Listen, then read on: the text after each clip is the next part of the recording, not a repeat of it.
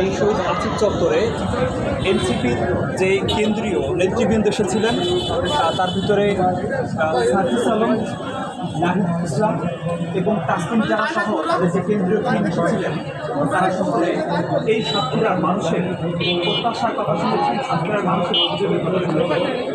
তবে সাতক্ষীরার মানুষ তাদের কাছে এই রাজনৈতিক দলের কাছে যে প্রত্যাশা করছে যে রাজনৈতিক দল এই দেশের মাটিতে যদি যেভাবে আত্মপ্রকাশ করেছে, তারা অবশ্যই এই জনগণের কথা শুনবে, জনগণের অভিযোগ শুনবে এবং জনগণের সাথে মিলে একটি সুন্দর শান্তিপূর্ণ রাষ্ট্র গঠন করবে। তবে আসলেই সময়ের অপেক্ষা।